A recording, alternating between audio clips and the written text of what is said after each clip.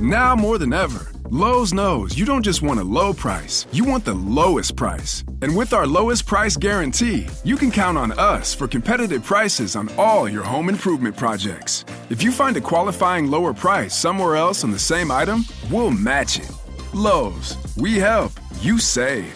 Price match applies the same item, current price at qualifying retailers. Exclusions and terms apply. Learn how we'll match price at lowes.com/lowest price guarantee. Ready to make a real impact every day? Join the Active Day Home Care team and help clients maintain their independence in the comfort of their own homes. Make a difference in someone's life as you provide essential daily assistance and protect their health and happiness. Earn up to $20 an hour and enjoy additional perks like optional daily pay, 401k, paid time off, ongoing educational training, and more. Join a team that values care, compassion, and your professional growth. Visit activeday.com to apply. A few stolen moments is all that we share. You've got your family and they need you there. Though I've tried to resist being last on your list, but no other man's gonna do. So I'm saving all my love for you. It's not very easy living all alone. My friends try and tell me find a man of my own. But each time I try, I just break down and cry, 'cause I'd rather be home feeling blue. So I'm saving all my love for you. Whoa ha, whoa ha ha, whoa ha, whoa ha ha. Whoa ha ha ha ha, whoa ha ha. Take it, Jay. Whoa ha, whoa ha ha, whoa ha, whoa ha, whoa ha ha, whoa ha ha, whoa ha ha, whoa ha ha. Yeah. Thanks.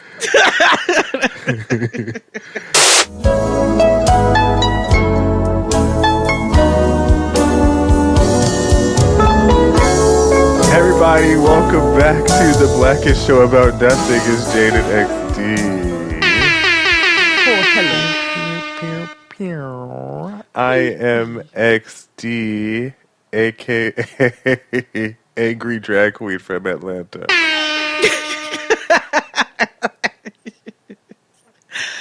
I'm Jade, aka back in this bitch like a tampon. Thank you, Tamisha. Oh, man. What's going on? Oh, they did my girl dirty, though. I know. Yeah. Tamisha. Gosh. The British one is so annoying. Let me tell you something. I said, this is a loud yacht right here. I tell you, shit. So then I had to do research because The Circle is a weird show, but it works, right? Yes. So I'm like, okay, who is this? What's the British one? Chloe, that's her name? Yeah, sure. Yeah. So you know, UK. Mm-hmm. Right. Bibbidi So, yeah. Yeah, literally. So when she said she lost another reality show that's on Netflix, Too Hot to Handle, I was like, okay. I never really put two and two together. So then yesterday I was watching Queen Too Like to Watch, with Trixie and Katya, and they review Netflix shows. And so I was like, let me look up this Too Hot to Handle. So I said, so let me get this straight. So the main goal of this show, of Too Hot to Handle, is for you to not fuck. And if That's you the premise? don't, you get like 100K. Y'all niggas can't control yourselves that much? So, yeah. And your mama said she was out like fourth. So I'm like, well, damn. Damn, bitch. Gird your loins. Right. Damn. I'm like, for 100K, you can't close that box for a second? Okay. Damn. And apparently it's only for like a month. Oh, nigga. I mean, You can't they do have liquor sex them for up, 6 weeks apparently. postpartum. You're not supposed to. What the fuck y'all gonna do? I think maybe I'm getting it like that's the basic premise, and I'm like, that is wild. Nigga, I don't care. I don't care if that's the basic premise. I don't care how intricate it gets. I don't care if they tell me you can't hug for a month for my little 6 figures. Don't touch me, nigga. Don't. Right, like that shit is wild. I will be boot bay. Literally, I will literally raise my leg to anybody who comes in my visit. 100K on the Yeah. Like that shit is so wild to me. But they anywho, need to do one for people our age where they be like, okay, here's all the shit you have to do for 100K that these little Gen Zs do. Get Then up. that might be a challenge, but okay. And for me, it'd be like getting up, like staying out past like 10 p.m. In this roadblock, after racing around the world for 10 grueling legs, one person must take part in a traditional Chinese curative to heal the weary body. A foot massage. That person must first drink a Chinese medicinal tea. yeah, or they'll be like, Jay, cut your hair and I want you to part it and get Travis Scott braids. I'm like, oh, God, do I want to make that commitment? Ooh, you know what I mean? Yeah. They probably do something heinous to me, like make me eat cottage cheese or something. You know what I mean? Sour cream for you, yeah. Yeah. They'd But, make me I walk mean, around in a Fashion Nova dress in some clear heels, and let me tell you, nigga, I might lose that day. they'd probably make me do the same thing. And you might win. I don't know, but I feel No. like no. It depends on where I am. in This the is also world. true. They'd be like, okay, now go to East New York. That's like have you ever seen Die Hard with a Vengeance with Bruce Willis and Samuel Jackson? So in the beginning of the movie, it's a very long explanation, but I'm giving you the very, very story in one. Ready to make a real impact every day? Join the Active Day Home Care team and help clients maintain their independence in the comfort of their own homes. Make a difference in someone's life as you provide essential daily assistance and protect their health and happiness. Earn up to $20 an hour and enjoy additional perks like optional daily pay, 401k, paid time off, ongoing educational training, and more. Join a team that values care, compassion, and your professional growth. Visit ActiveDay.com to apply. 40. Okay. Basically, Bruce Willis has to go to Harlem and wear a billboard around his chest that says like "God hates niggers" on it. Oh my God. It's a hilarious movie. One of my favorite movies of all time. What was the point? Like, they was trying to get him killed or what? Yes.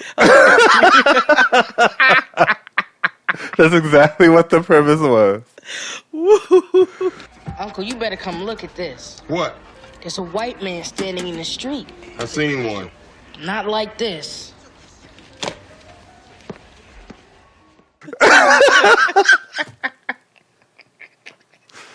That's exactly what Oh the my premise God, was. I might go watch it just for that. And Samuel L. Jackson. Yeah.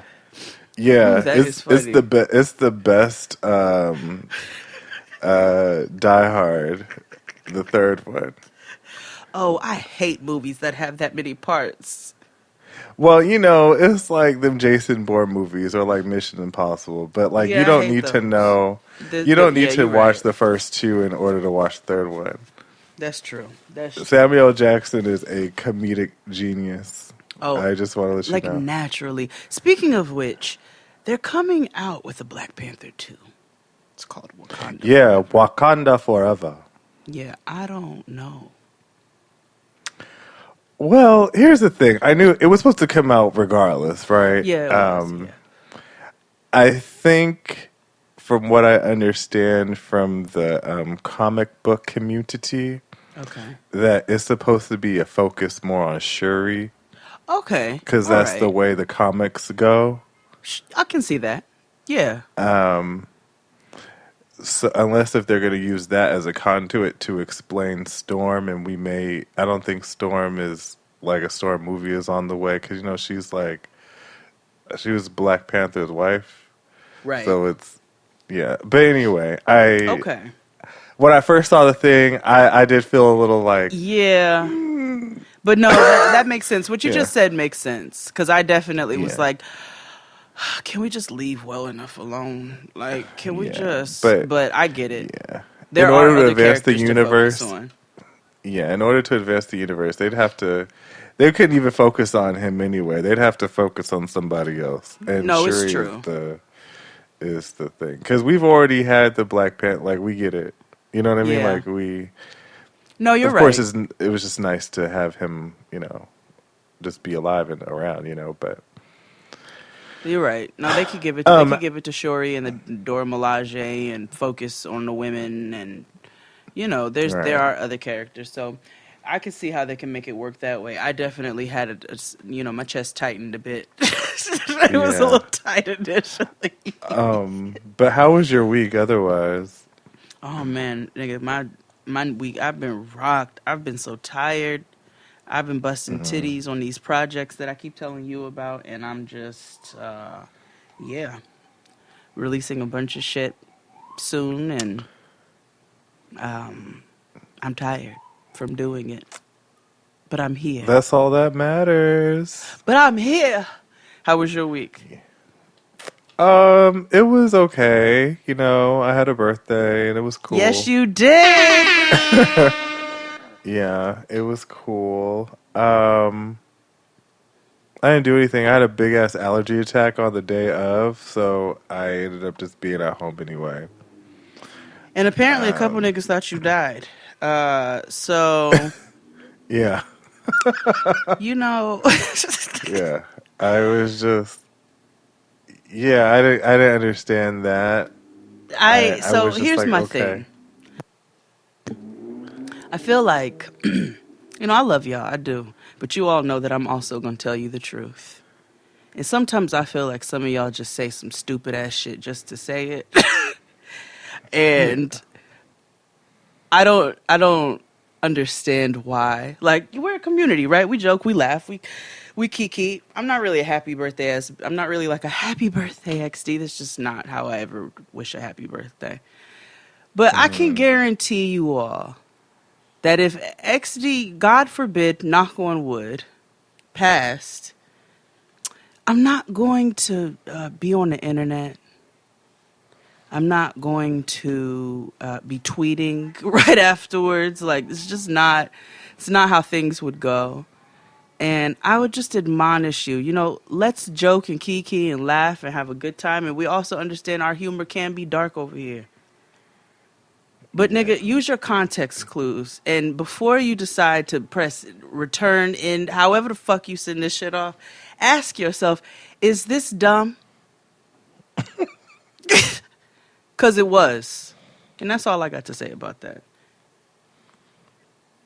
Well, all right. And Jay does not have another baby. No, she does not. Oh, no, what the fuck? Don't you?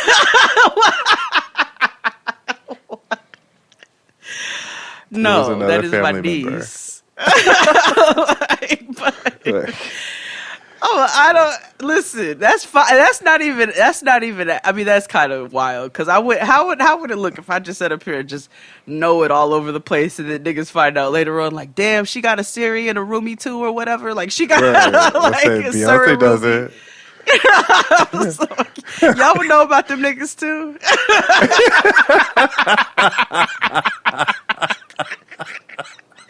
But don't ask me no dumbass shit like if somebody died. I would like, don't ask me no dumb shit like that. Oh my gosh. Like, you the one said find me in another life. Okay. I was like, as I'm tweeting, like, like as literally nobody else is acknowledging this. Like, yeah. Can you imagine?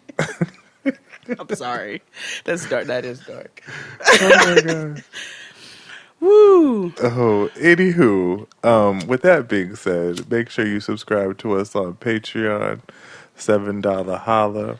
It's a good time. We will be covering Handmaid's Tale there. Yes. So this week, you will be getting reviews from up until episode 4 of the season. Yep.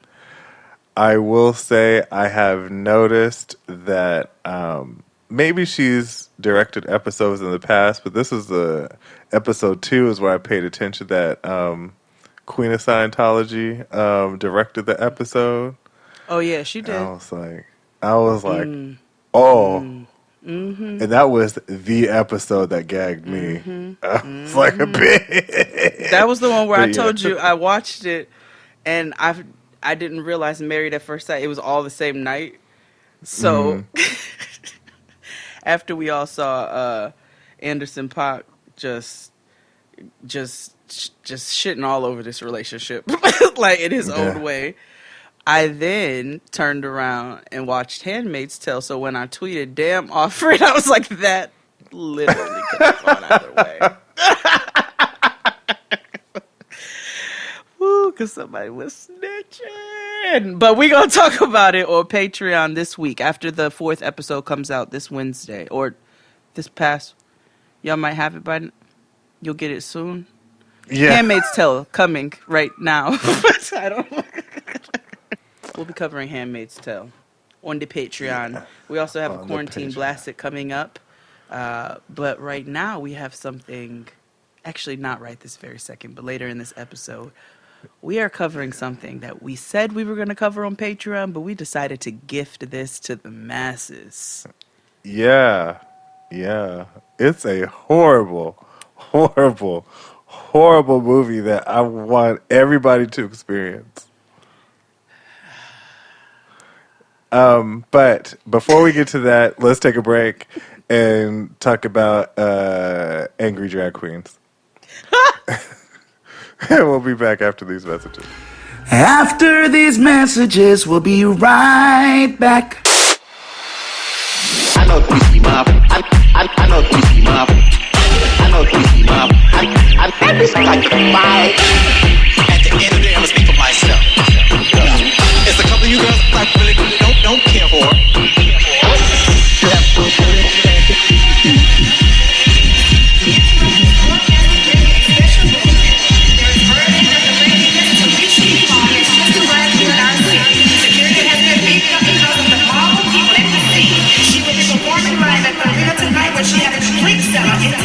Let's take it live to the scene at the arena. Hi, Eric, are you there? Yes, Kimberly, I am here, and I am very here. Like you said, the crowd is sold out. This is monumental. This is monumental. I've never seen the crowd be around this crowd before. I'm standing here on the stage side where Miss Tamisha Iman is about to step the big chick. Wait a minute, Kimberly, hang on. She's coming out now.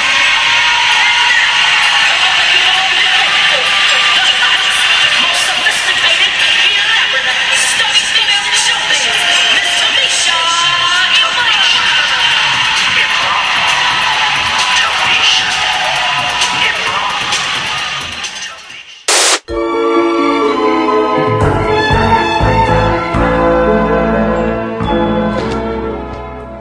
And we're black.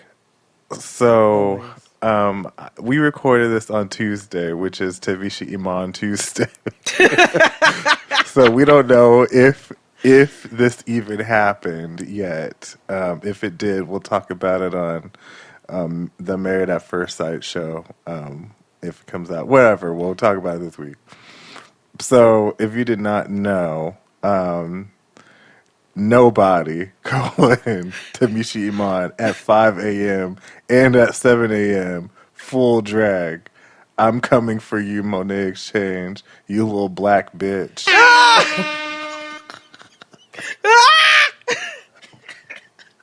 I love Monet, but what the fuck? So, mind you, Bob pointed this out, and it's funny. Like, Mama was in full drag at like 5 and 7 a.m. Oh my Talking gosh. about she Wait, has- of course Bob noticed what time it was. Well, because Bob was like, I was awake at 8 o'clock, and she had just posted it an hour before. So Tamisha Iman goes on a tirade and talks about how Bob and Monet, but specifically calls out Monet, which is weird because Bob is usually the troll. Well, is the troll. But I mean, it's fine. It's who we know as Bob.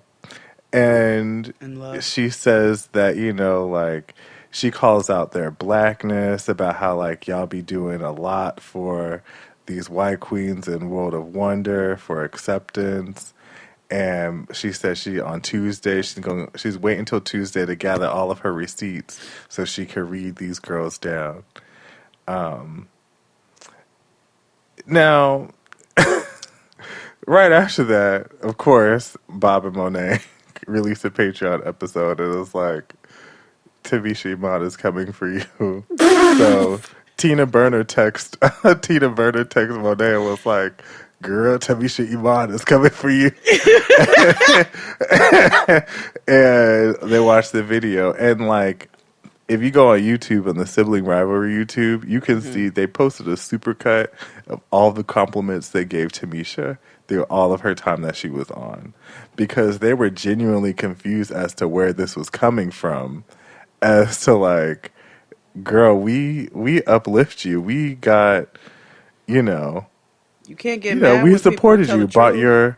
bought your shoes and everything, which is a little scammy, but whatever. Because when they was like, I ordered them in January, and I get them until April. Oh, respect your elders. So like, yeah. So Tamisha Iman Tuesday. Hopefully, we're ready. Maybe this is a weekly show that we can review. I don't know, but yeah, Mama is angry for no reason. Sibling watchery category is Tamisha Iman. It's a whole hour of That's them an hour. complimenting No. her, That's an of hour. them giving and like honest critique. So it's like, are you gonna? So basically, she mad at their critiques, but none of the critiques were bad. And if anything, when they were bad, they tried really hard to be soft. And I know Monet tried to be softer than Bob. I know it. Because I am a patron. yeah.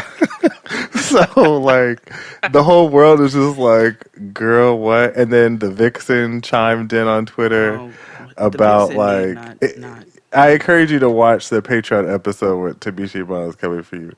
But it was just like, everybody's just like, what is going on? Like, the drag girls, because that was the same day that the Janet Mock story came out, and it was just of her thing. I was just like, oh my gosh, what is going on? The LGBTQ LMNOP is going haywire. No. No. I don't have any opinions about that situation. No. I do. I just will not share them here.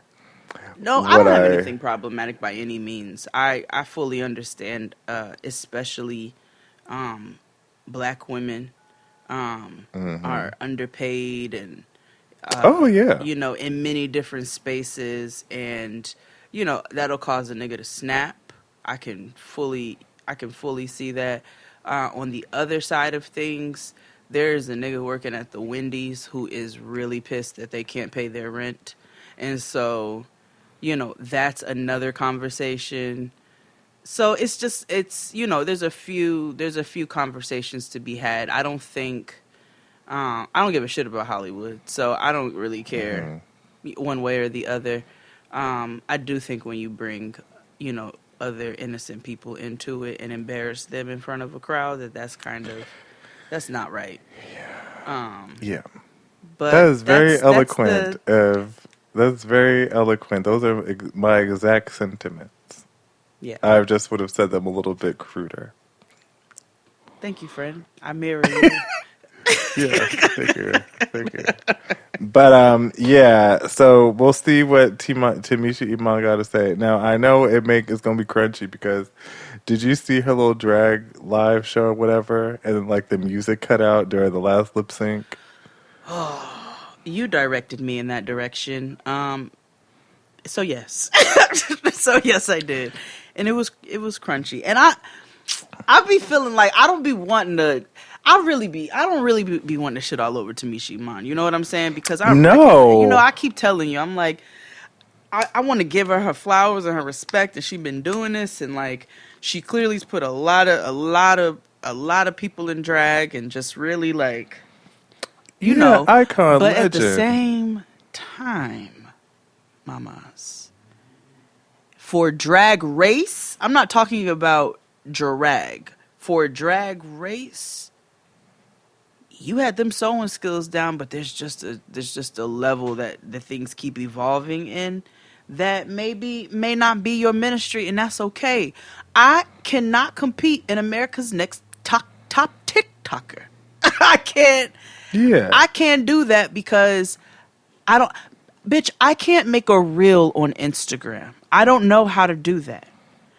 So you have to know where you at in this life.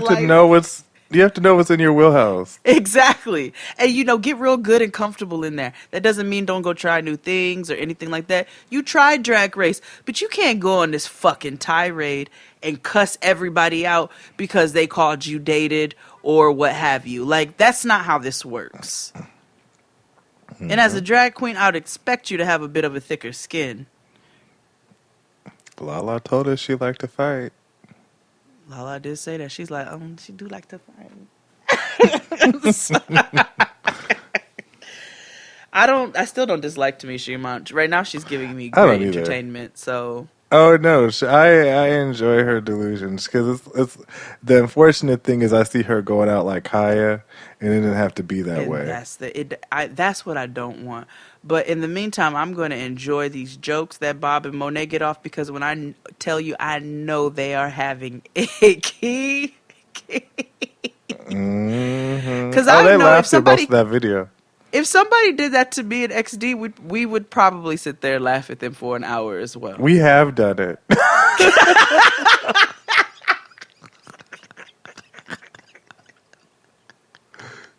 Multiple times on this show. Yeah, no, we have. We laughed at a lot of you niggas. We have. And continue to. But yeah, so okay. Yeah, go watch Tamisha Iman if it happens. That's it. And go subscribe to Baba Monet's Patreon. We gonna do that. We will be back to talk about more gay shit. Oh my God. This is such a problem. After these messages, we'll be right back. After these messages, we'll be right back. 4 hours accused of murder. For my family. I got a surprise for you. What is it? Some of our dreams are about to come true. She thought she had it all. But beneath the surface... Hey, Monica. Welcome to the city of brotherly love. ...lies a mystery. Can't have your cake and eat it too. I think your marriage is proving that. It's time you knew the truth. That will take her to the very edge.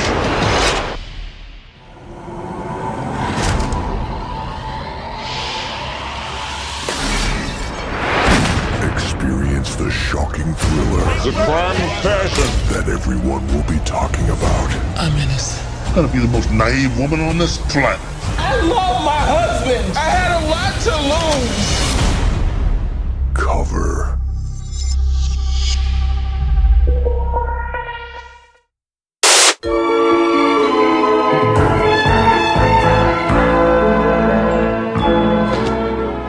And we're back. So we said we were going to do this on Patreon, but we decided that everybody should be a part. Yeah, for this particular quarantine classic, we wanted to gift it to all of you. Mm-hmm. But following this, because of this star-studded cast, and in the way that we were able to carry Color Purple over to the main show and Patreon, we are going to be covering The Temptations for So quarantine go watch. classics. Yes, go watch. If you have not, then you could just wait for our blast. We might bring somebody on. Why not? Yeah, that would be fun. So, Before we get into this movie, before we even tell you, are you going to tell them what it is, and then I'll. It's called Cover. Oh my God. Directed by Bill Duke, starring Ingenue Ellis, Vivica A. Fox, Clifton Davis, Yep. Obabatunde, Obabatunde. and Lou Gossett Jr. Academy Award winner Lou Gossett Jr. Have you realized that Obabatunde is the male like Jennifer Lewis? Not in demeanor, but just in the fact that literally the both of them have been in everything black. Oh yeah, Clifton. Yeah, Clifton. That's the right Clifton Davis, right? Because who's the other one? Who's the chocolate? I know what else. Who's the darker skinned one that plays evil preacher all the time? Oh, because there's I know who you're talking about. I know he's the male equivalent to Thin Line Between Love and Hate. Lynn Whitfield. He's the male equivalent to Lynn Whitfield. Obabatunde is the male equivalent to Jennifer Lewis. They've been in everything. But so has the guy who played Kevin in this movie. Kevin. Who played Paula J. Parker's He husband. has, but still not as much as Obabatunde. Okay. But before we get into it, I just want you all to know XD had to order these movies on DVD. Mm-hmm. Are they available nowhere for streaming? No. Maybe we could apply some heat. Somebody in the Discord said they found the bootleg version, so I don't know if you all can share it. If there's a way, I will mail this DVD to one of y'all if y'all want it. Like, it will be the Sisterhood of the Traveling DVD, because I don't need to keep this motherfucker. So maybe we'll do a giveaway. Yeah. 2 copies of Cover. We might pay you to take it. Before we even, so I popped the DVD. So let me just give you all you just want a little journey real quick. So XD calls me. I don't know if I said this already. He goes, "Do you have a DVD player?" I said, "Nigga, what?" I got a PlayStation. He said, "Okay, that works. I'm sending something to your house to watch for Patreon." I said, "Okay." So it comes. And it's this movie. The deeper the cover, the darker the secret. Anyway, so I had to buy, outside of not wanting to watch it on the PlayStation because I don't know how to work that, I bought myself an external DVD player to hook up to my laptop. Oh my and gosh. So I'm sitting here watching it and forget that DVDs used to sometimes have previews of other movies. Oh, yes. So I just made a note of each preview so that you all can go and refresh your memories, or if you're Gen Z and don't know nothing about these, you can see some of the nigga shit that we had while we were. Well, first of all, Dirty Laundry was good. Shout out the queer with director. Rockman Dunbar. Yeah. Then there was A Good Man Is Hard to Find, starring Hill Harper, Maya from Girlfriends, and Darren Dance Grooves. And then lastly was Nora's Hair Salon 2, starring Tatiana Ali, Stacey Dash, Bobby Brown, and Whitney Houston's goddaughter from Love and Hip Hop. Nora's Hair Salon is the place where everyone comes together. There she is again. Well, almost everyone. This place is a dump. You really should consider fixing it up, Liliana. All films that we all should watch and support. So I said we need to do all of these for Quarantine Blast 6 because the only one I've seen is Dirty Laundry, and that's because long story why, basically the director and I were going to work together on something, and so I had to research what they were doing. Got it. Oh, yeah. And also Mama, I Want to Sing coming to theaters soon. But which didn't. It went straight to like YouTube. Yeah. Sorry, Sierra.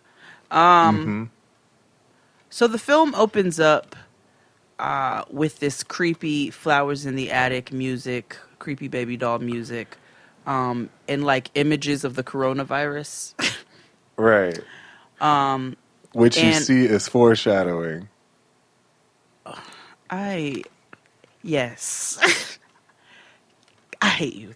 And so my next note, as I'm watching these opening credits, because I wanted to make sure that I didn't forget a single thing, I said, I hate XD for making me watch this already, and the credits are still going. So the movie opens with a murder. It's very dark shadows, It's very Pretty Little Liars, Eleganza.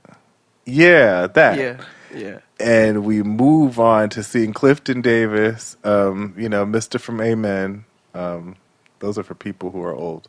And he's holding a press conference. Gregory. Yeah.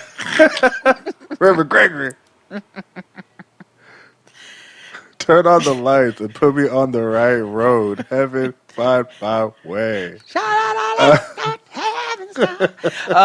And Hippolyta. He's holding a press conference, or about to hold a press conference, and he's walking with Ingenue Ellis, and now she looked fucked up, like she, like hair combed with a brick, like she's clearly out of sorts. She looks arrested, like she's being arrested, and whatever. So they move her to this interrogation room, and it's the bad nigga link up. And my next note was, I know this is about to be some nigga shit. Why is Lou Gossett Jr. in here? Yeah. It's our pleasure to reveal the winner for the best performance by an actor in a supporting role. The winner is Lou Gossett Jr.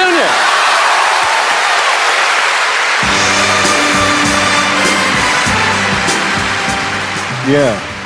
So it's Lou Gossett Jr., Oba Babatunde, and Clifton Davis all at this table with Ingenue Ellis.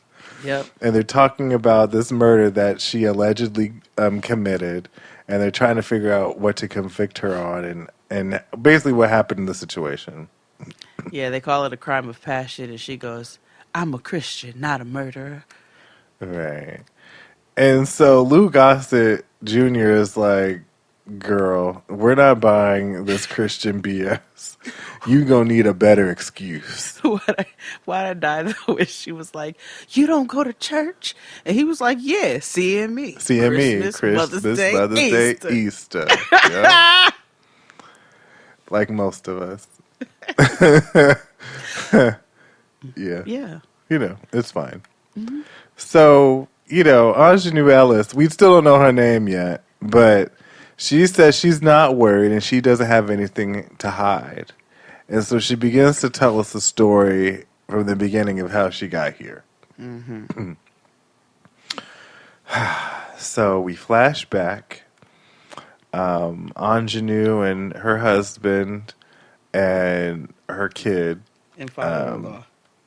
Their father-in-law. They're moving into a new place. Yeah. It looks like they've moved up from Atlanta to Philly. Mm-hmm. So they're just getting all acclimated, and she gets a call from her best friend, Zahara. Well, either way, BB's she a gets a call from horrible name. Vivica. She gets a call from Vivica Fox. She could have just there kept you her go. name because it would have worked. Facts. And she invites her to church. Apparently, Vivica is very God fearing in this movie. And to be clear, this movie is like a Christian movie. Okay, I was wondering. I was like, is just because I didn't know if it was just black or if it was like I didn't know if like T.D. Jakes like executive produced it. I was confused, but Vivica Fox also hates niggas. It's very clear in the very top of this movie that she hates niggas. And the reason why I wanted you to watch this movie was in this very scene alone. Was when Vivica started barking dog at men. She was like, dog. And she's like, bitch, she didn't even say nothing to you. She was like, he was thinking about it. Like, every time she see a man, dog. I was like, this is the antithesis of street harassment. If all women just rise up and just shout dog at niggas. I'm with it. Let's all do it. I'll lead the pack. So, Vivica points out, like, girl, you would go. Basically, she says it couldn't be me because Ingenue, her name is Val, moved and displaced her life for her husband. Mm-hmm. Because he got a new job. Gave up her career being a photographer. Uh-huh. And so Vivica's like, ooh, could be me, girl, but whatever. But it turns out that Val's husband, who's named Dutch, is a psychiatrist. Mm-hmm. So we're in Dutch's office, and Paula Jai Parker and her mouth show up. Her name is Monica in the movie, which is super fitting. Because I feel like if they would have expanded Monica from Girlfriends, this might have been her. So they're walking and talking about a salary that he was promised that can't be paid now. And you can see that it's an extremely like flirtatious energy. And we come to find out that Monica is actually Dutch's husband's, Dutch's best friend's wife. So yeah, Monica, who also works at the hospital. His name is Kevin. These are important things to note. Now, Kevin, I don't know his real name, but he played the nigga that killed Samuel L. Jackson at East Bayou. Yes, exactly. Yes.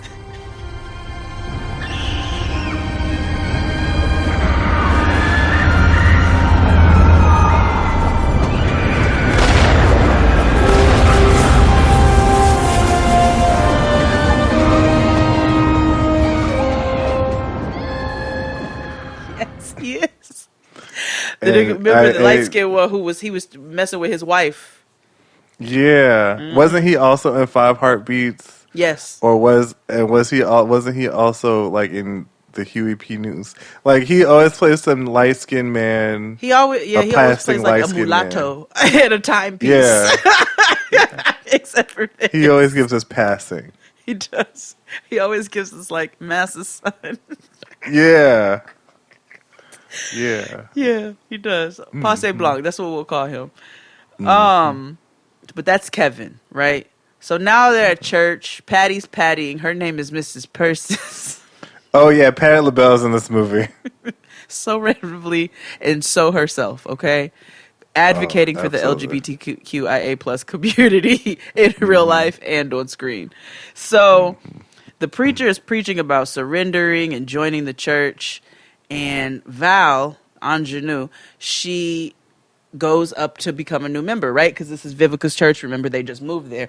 So her and her daughter go up to, what's the purpose of that? You just go up, like, we got to show altar who we call. are? Yeah, altar call. It's like, to have, like, specific individual prayer. But they were also trying to join that church. So they were asking people to come up to, for a new member if you want to join.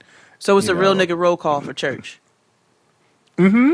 Okay, there we go. There are moments where they have devotion where you go up there and they, you ask for a specific prayer, you take your sins and you cast them on the altar, essentially. Oh. For the Lord to bear, because you don't have to bear it alone. Okay. And then there's also times they'll ask you to come up to the front if you would like to join the church. Ooh, so much commitment. Oh yeah, absolutely. She goes. She's ready because Mama loves the Lord. We've known that since scene 1. Mm-hmm. And the husband, she's like, "Come on, Dutch," and he will not go to the altar call. Altar call. Mm-hmm. He won't go. So remember, we didn't say it. Back when he was walking around with Paula Jai Parker, Monica, she was telling him, "You need to come to our surprise anniversary party." She has a very kind of abrasive personality, and also again, just like in real life. Yeah, yes, and just like that mouth. So they have an interesting energy. But after the church, Val and Dutch go to the surprise anniversary party. And that's where Val meets Monica for the very first time. I do want to say that Dutch, Val's husband, was pretty convicted during the sermon. Like, he's making faces, like when people,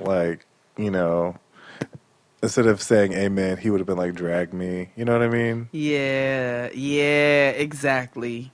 Yes, drag. It was very much a drag me. Yes, drag me.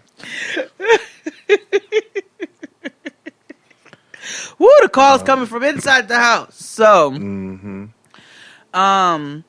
go to the anniversary party. They're at their anniversary party, and so there's basically this is Val meeting all of Dutch's very close brother-like homeboys. This is how they describe themselves from college, right? It's a trio which consists of Dutch, Leon Ruffin in this. He's Ryan Ruffin. Cynthia, in this baby movie. daddy. Yes, Ryan Ruffin and Kevin, aka Bigalato. Yeah. Light-skinned nigga from the 80s and 90s. Yes. So she meets all of his college homeboys and also and Maya. And Maya, because Maya is one of Leon's, aka Ryan's, girlfriends. That seems strong. Okay. Yeah, I was like, that seems. Yeah. Okay. Sure. Playthings, For all intents and purposes, yeah. It's also because she's consistent with him. I will say she works for him. She's his assistant. I think she's his assistant that he fucks. It's also clear. Ryan is a singer. He's a famous singer. So right. In my notes, I said, "Oh, he even sings Jamaican," because I forgot he has a band in real life. Somebody told me, listen to me, have you heard? Love is a beautiful thing. Love for your brothers. Love is a beautiful thing. Love for your sisters. And he sings like all them uncles, not the ones who can really blow, but they can like hold their note, but they always love singing. They'd be like, "Sarah, smile," and you're like, "Oh yeah, sing." Yeah. They wear a lot of bracelets and have a guitar. And they always want to break out singing at a family gathering and be like, "Here go this nigga. He ain't even the best singer in the room." Right. But put your sandals away. Put your sandals away. Go charge your Bluetooth. Yeah. So she meets. So Monica, Paula Jai Parker, has a very flirtatious energy with Dutch. She takes him off to go dance, and this is when Leon, he's deciding he's flirting with Val, and she's getting to know him. And I was picking up swinger energy initially, which is not wrong. Yeah, I gave like Monica and Kevin, that they were. I was like, oh, this is okay. This is like twa work. Yeah, exactly. And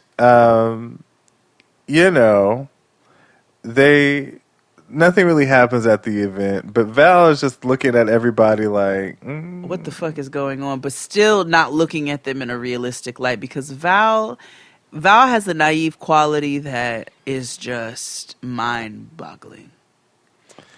Yeah. I do She want sees to the note world of Christian colored glasses. I mean, black Christian weave lady colored glasses. After watching the entire movie, don't worry, I'm not saying anything. There's notes that I made that I'm glad that I made, and one of them was as Val was dancing with Leon, he goes, "You and Dutch ever dance to my music?"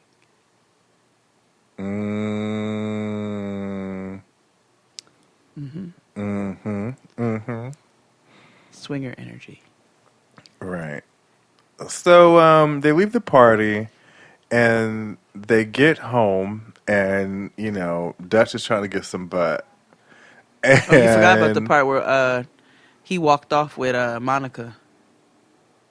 Oh, yeah. I thought we said that. Yeah, he walks off with Monica because that's when she's like, because that's when he asked her, do you dance to our music, to my music?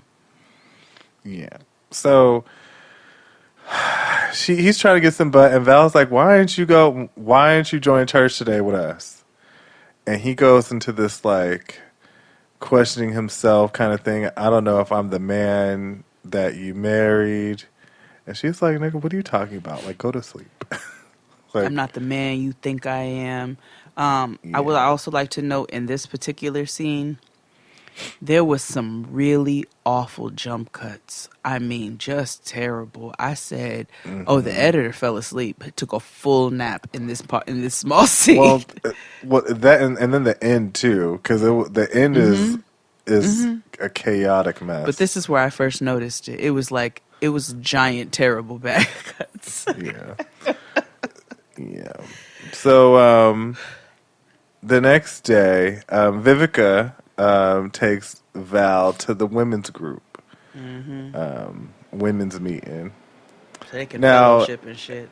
Yeah, every woman in that women's meeting has been in every black production since 1932. Like, one of them was Hattie McDaniel's understudy for Gone with the Wind. And we have carried on the tradition since there. One of them was Aunt Rainey's Black Bottom. Yeah, it was literally 4 women personified. You know what I mean? Like, it was old girl from the Sophronia, Imitation of Life. Peaches. It was everybody. Sarah Jane. Every blacktress ever, from the first to now. Yes, and they are VV Church women. So first, Mrs. Parsons, Patti LaBelle asks, "Well, what does your husband do?" Because this is Val's first time coming to the fellowship group. He's a psychiatrist. Can I tell you, I screamed because I knew it was ad lib when Patty goes, "Oh, I might need him." Yeah. And then, so they're talking about infidelity in this women's group. That seems to be the main topic.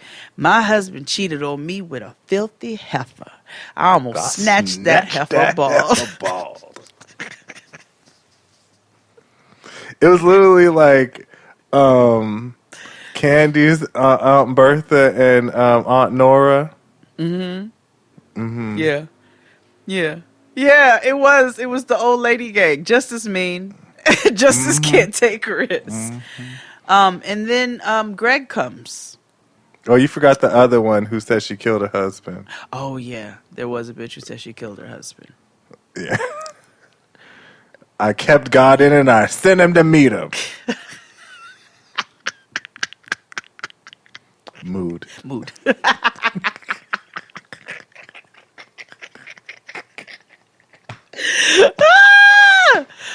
Yeah.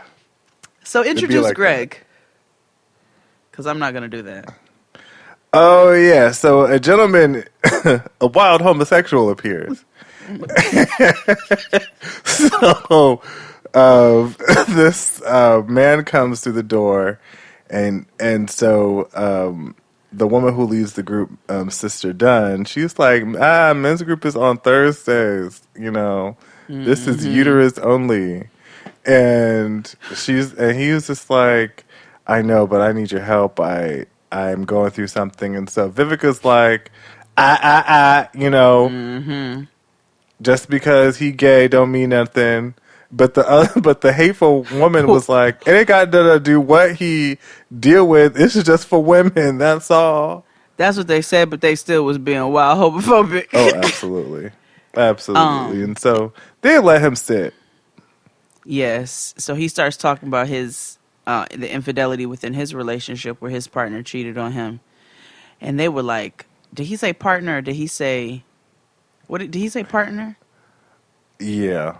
And they were like, he didn't say boyfriend. No. Because one of them was like partner and the other one goes, boyfriend. I was Yeah. like, you old bitch. Miss Honeycomb. Yeah. Miss Honeycomb. Well, Miss Honeycomb was she was that real mean one, that Candy's aunt, the one that looks like a little toad. Mm-hmm. Yeah, the real evil one. So also she the only one that kill people. This is also true. I heard you about to be blowed the fuck up. Mm-hmm. So Patty, Mrs. Persons, Mrs. Dunn, the preacher's wife, and Vivica are the only ones really and Val, because she's not really saying much of anything, are the only ones being warm to Greg. He's crying, talking about how his fiance cheated on him the whole time with a younger man. And here come Patty, because there's always one. Well, my son Randy just came out of the closet. Do you know him? Yes. And then somebody I love, do you Lord, know it's him? Spreading all over the church.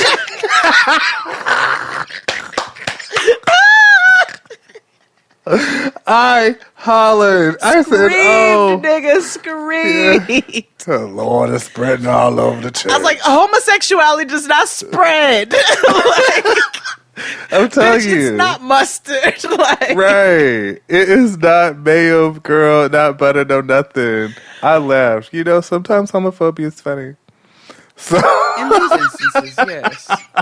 Can I say that? I'm only talking. I mean, and because of how ridiculous it is. It's ridiculous. You know what I mean? That's what it is. So, right. It's a flashback to the cops. They're sitting down with the cops and they're offering Val clemency. Remember, she's telling this story the whole time. So the entire time she's telling this story, they're trying to rush her in telling this story because, come to find out, the assistant DA, which is Clifton Davis, is up for election. And he has press conference and he's got to make himself look good. So he's more on a time crunch to get her to confess that she's guilty so that he can go on about his own selfish intentions. So that's, and they're just trying to bait her the whole time. Well, you hated Monica. She was talking about arguing with Monica and all of that. So fast forward back to the flashback. Monica and Kevin are in the car. You want to go? Yeah. So they're fighting. And it's unclear as to why initially. Mm-hmm. And, she keeps saying that she wants a family and a husband that wants her. Mm-hmm. And Kevin is like, well, girl, we had an agreement. Like, this is who we are. And Monica is just like, fuck you, I can't handle it. And so she decides to stand in front of an ambulance to kill herself. Yes. She wants kids, and he keeps talking about this agreement. Now, if I hadn't, when I first watched this movie years ago, I was under the impression that, he just didn't want kids, or this would just, mess up his career. Yeah, I thought it was just all career based, honestly. Or them being swingers, you know what I mean? Like, oh, okay. So she gets hit by the ambulance in front of the hospital. And, I laugh. Because the way that they shot it, it was so bad. It was very Lifetime movie. Very. Lifetime original. So. And, yeah. So Val, Dutch, and their daughter, I'm just going to call her Black Annie because she was giving me Black Annie. The sun will come out. What? Well, before I know what you're about to say, but before that, they're in the hospital. Dutch. Oh, and yes, Kevin, yes. Oh, here we go. Yes. and Dutch is a psychiatrist, and Kevin wants to keep everything under wraps. Mm-hmm. About like his wife trying to commit suicide and all this good stuff. So what Kevin says, he's going to buy him a house for his family to move into and give him a raise. Give him a raise, pay the down payment, and like all of like the closing costs and all that stuff. And it's essentially going to be a house that will be a dream for him and his family. Yeah. Keep that in mind. and Dutch keeps telling him like, nah, you can't do that. Like, you've done a lot for us. And he's like, that's fine. Don't give up the dream. Keep that. Don't give up the dream in mind. Tell him about the dream. So, so now they're at the family outing. Dutch and Val and Black Annie. And she goes over to get hot dogs for the family, and she takes his wallet. And when she opens it, she finds a condom. Now, mind you, she's been looking at Monica, skeptically the entire time. Because Monica's behavior is a little out there when it comes to dealing with her husband, right? So she is speculating at this point that there might be something going on with him and Monica. He saw him walk off with Monica at a party. She's just like, something don't seem right. And then she finds this condom and goes to tell Vivica Zahara Bibi Bonet. Right. So Lou Gossett Jr. is like, they come back to present day. She's like, okay, so you found a condom. It's a crime of passion. So you were upset. And she was like, well, he's a doctor. He talks to his clients about sexual education. So I didn't even think about all that. Mm-hmm. But, I didn't rush to think that he was cheating. Right. So, yes, she turns and she tells Vivica what happens.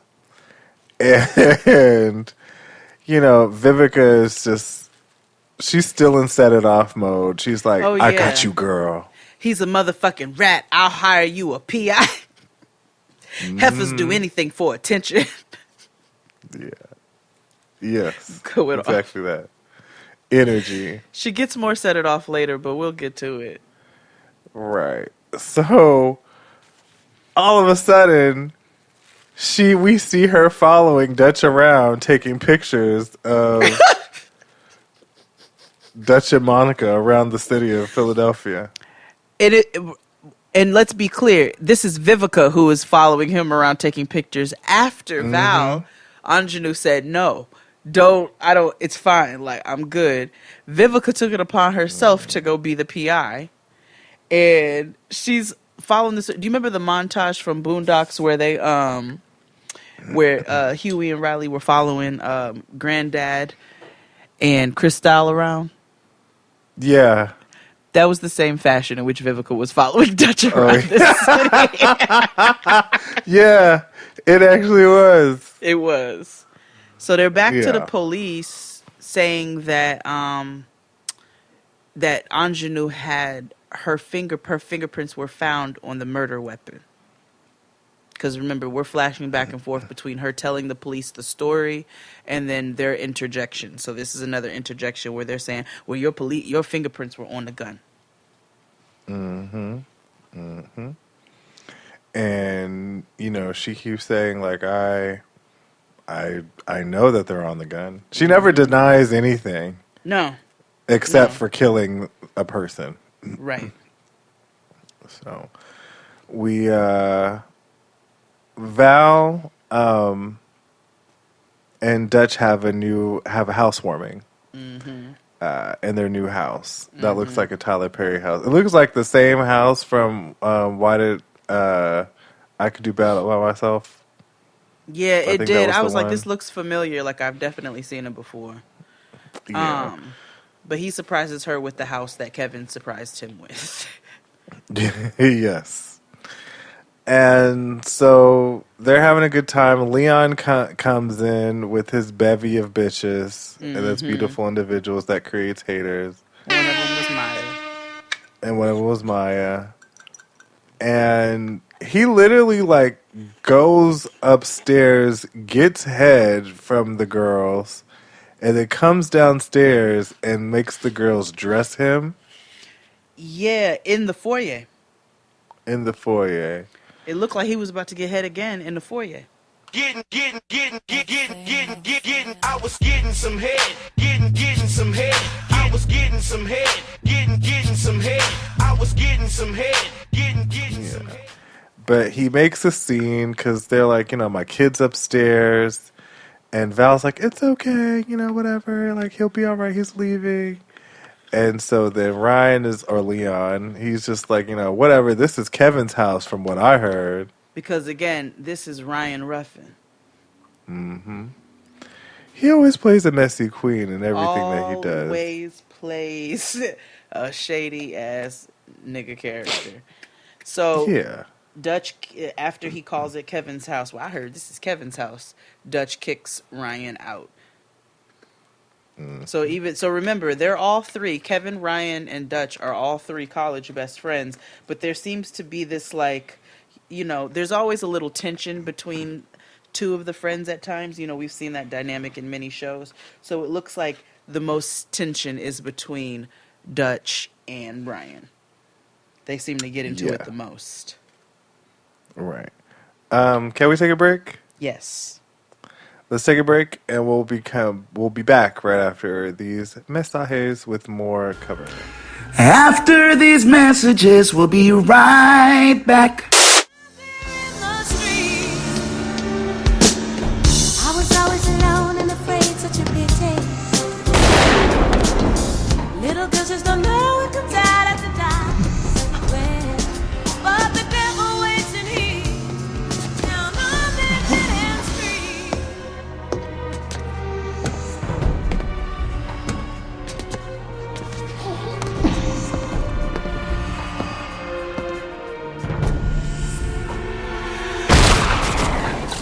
Mr. Simmons, do you have a confession?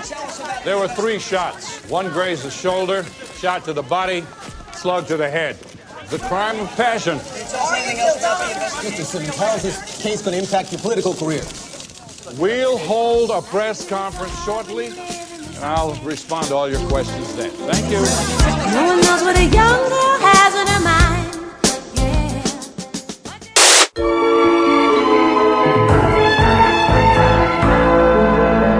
And we're back talking about cover.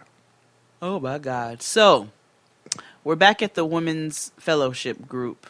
And Val is complaining about Dutch not joining the church. Like, this is really heavy on her heart. I should have known this was a church movie. As we're recapping this now, I'm like, of course it was. It was very Woman Thou Art Loose. And this lady speaks up who... You can tell she's the odd one out at the group. She's the one who has on, like, you know, the heavy garb. She was just kind of like the pigeon lady from Home Alone 2.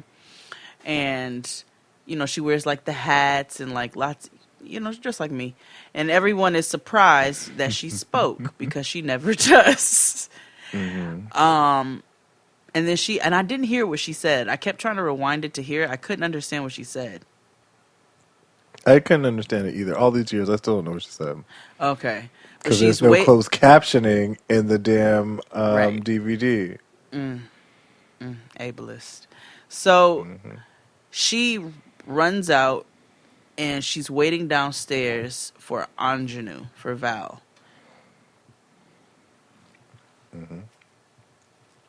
Take it away. Okay. Oh. And she says, wait, we skipped a whole part, by the way. No, we didn't. Oh, no, you're right. I'm sorry. She comes back in the back mumbling. Because there's another part where she says something in the... Oh, yeah, no, that's later. Okay. That's later. Okay. So, we cut back to the house, right? And Monica is screaming. She enters Val and Dutch's house screaming. You can tell there's been some self-harm involved. She has this house, like, she just looks just like not she took well. took her bare nails and like went down her face like a chalkboard. Mm-hmm. It's like, rough to watch. Yeah, it's just, she doesn't look well. No. And she's looking for Dutch because she's out of meds. And she says she discloses that she's harmed herself. Yes. Now I did laugh, not her harming herself, because she's screaming his name through the house. And Val is just running behind her. What? He's not here. He's not here. She goes, let me tell you something. Paula Jai Parker played the fuck out of this role. Because she was like, you mean the doctor to leave his prescription pads?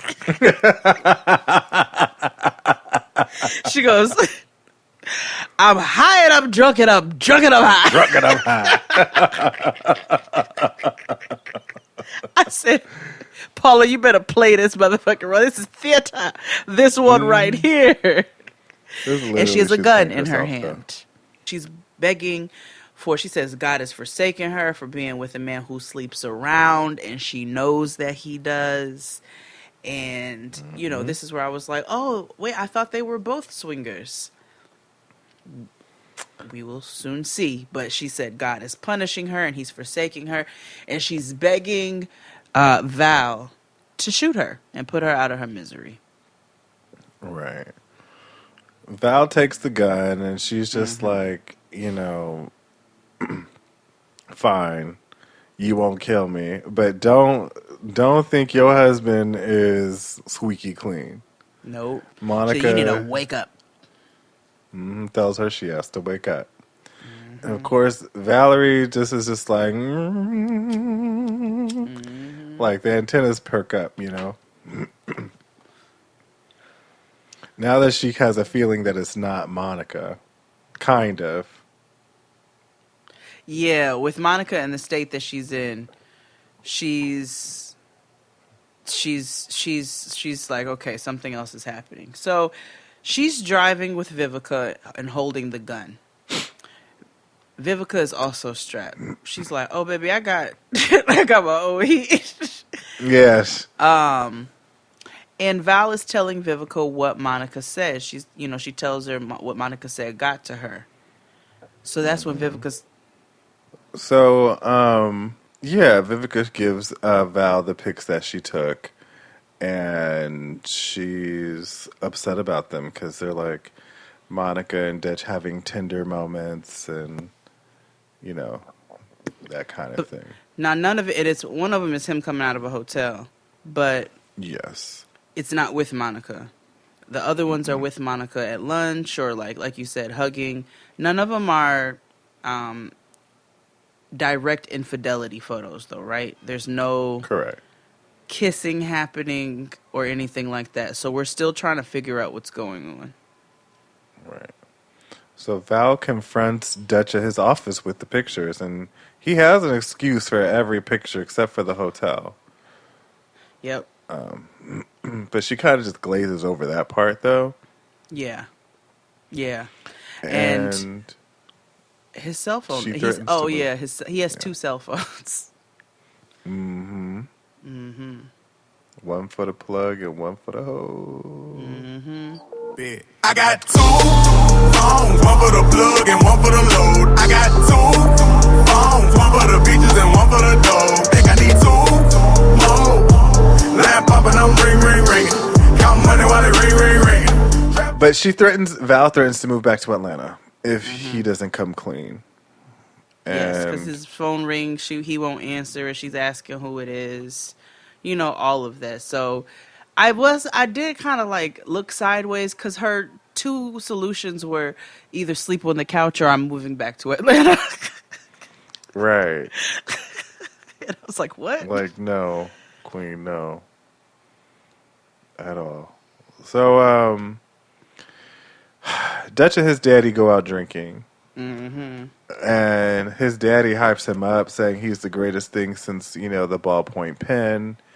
And you can see Dutch trying to confide in his father, but he just can't get it out. Like there's something bothering him, but he just can't. He doesn't want to be a disappointment. Yeah. And his daddy's nasty.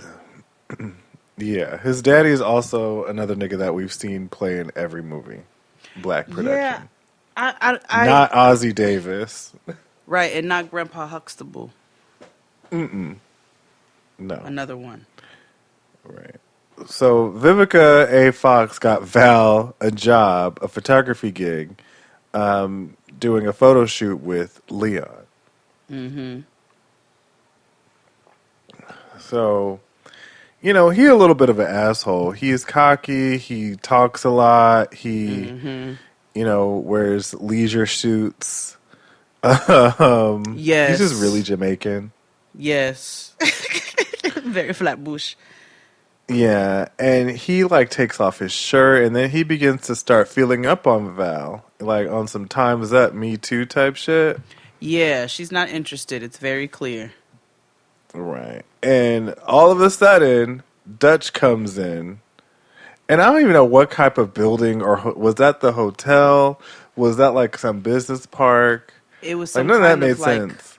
Office loft situation. Yeah. I don't know if it was a studio that they rented for his shoot. I died laughing at this shoot, by the way. But it's some sort of lofty office business studio space. It's strange. I didn't get it. Now, when Dutch busts in and he's pissed off and he's screaming at Ryan and trying to fight him, he's also yelling at Val, and he asks her in the midst of all of this if this is payback. Right. And at one point in the scuffle, or not in the scuffle, while Ryan was making her uncomfortable, he starts trying on her earrings, taking one of her earrings off. So all of these different things that have been used in evidence against whatever this crime is, the police when they keep flashing back, they're like, so that's how the earrings got there. Okay, well, explain blah, blah, blah. And she'll go back into the explanation. So, they get into all of this, and then Val and Dutch leave the studio space. Maya gets one of her little speaking lines, and she's like, "What about your equipment?" And Val's like, "I'll get that equipment later." So back to Val and Vivica coming down the stairs after church group again, women's church group. How often is this damn women's group? Is it once a week? It's every week, every Wednesday, or every Tuesday. They go faithfully, honey, and for a bitch like Vivica, what's in But she needs all the church she can get. This is also true. She's like, I need to go get my little bit of Jesus. Because I know she I know dog. I'm fucking gunning her glove compartment and other things that will come up later. Yeah. The pictures of she's a PI professionally, all of that. So, Charlotte, which is the lady we spoke about who doesn't speak very much, but said the one thing at the last meeting. Charlotte confronts Val after the women's group and tells her that Dutch is at a hotel and what room he's in, and says that she needs to be careful when she goes there, but to go right now because the other person is dangerous. So, of course, Vivica, being the ride or die friend, is ready to TTG, ready to go, ready to bust up in the spot. But she's like, listen to what she said about the other woman. And then she pulls down her blouse and shows this giant scar on her shoulder that she got when she walked in on her husband and another woman. She said, don't be where I've been, Miss Steely. It ain't worth it. It ain't worth it. So she tries to give her the gun to take with her for protection, and Val doesn't really want to take it, but somehow she manages to get it to her. So Val goes to the hotel, and she's 31st floor. She does the slow walk down the hallway. She goes through the room, and she sees, her husband's pants. So she's like, oh, shit. And she hears commotion from the bathroom. In the shower. So she goes, and she hears like, "Oh, I've missed you so much." And then we go to the bathroom, and we see her seeing her husband behind Leon, showering naked together. And Leon sees Ingenue Ellis and looks at her like, "Yeah, bitch, I got your man." So it makes sense where he wanted to try on her earrings. This tension that they had within their friend group, especially between these two, was a sexual tension. Yeah. They was fucking. Yeah. On the DL. So, of course, Val is, surprised. And, she feels a range of emotions. And she runs out of the room screaming. She leaves the gun on the bed. She leaves the gun on the bed. That's very important to note. And then she runs out screaming. Dutch jumps out of the shower, throws his pants on while he is dripping wet from the shower, and proceeds to chase her out of the hotel, trying to apologize and explain. I laughed at the white man in the elevator. In the elevator? The white man was just like, "I'm just trying to get to the lobby, and y'all are just hooting and Why hollering." did he look like and carrying Scrooge? on. He looked like the penguin from Batman. I said, what is this random British timepiece white man doing in this elevator? Somebody, I know he says constable. You know what I mean? Meanwhile, Val and Dutch are in the same elevator, and he's like trying, and she's like, "No."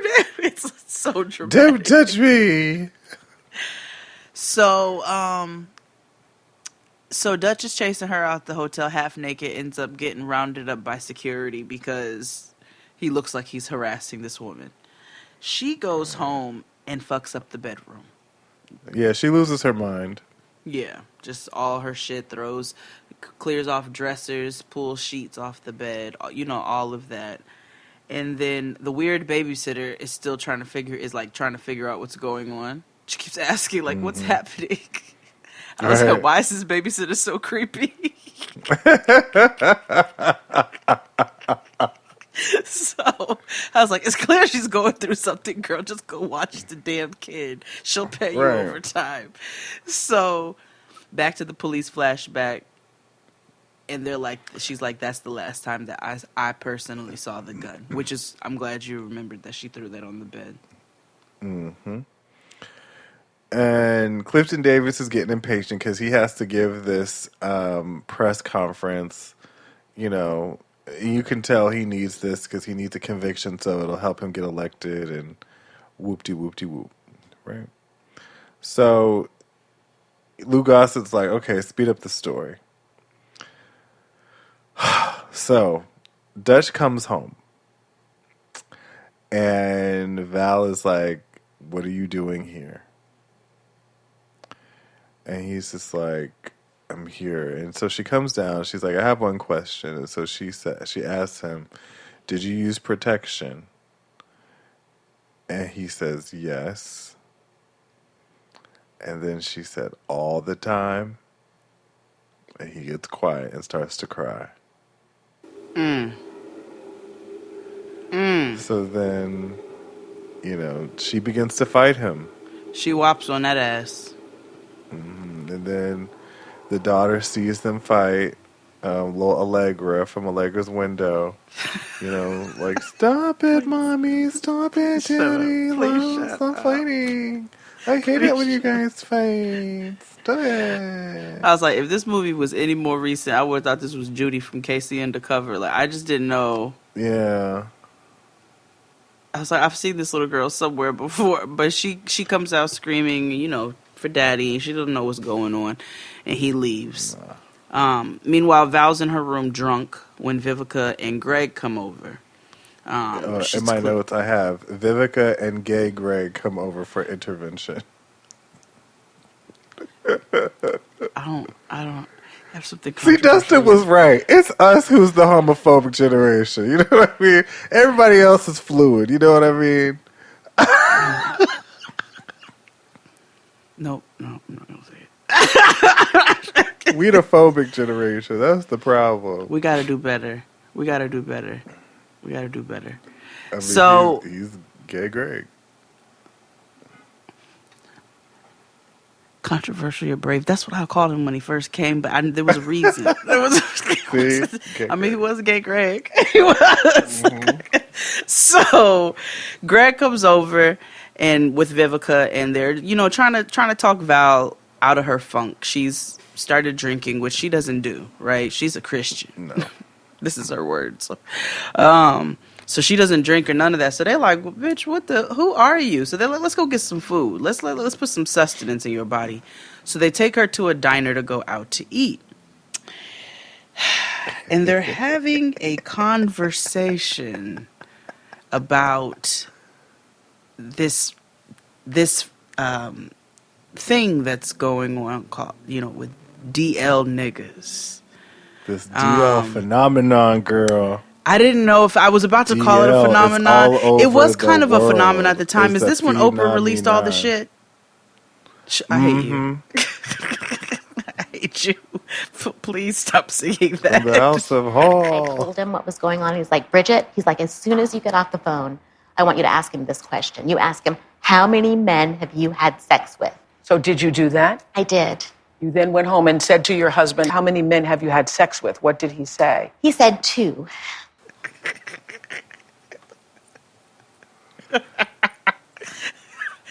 Down low is all of the whole world. It's a phenomenon.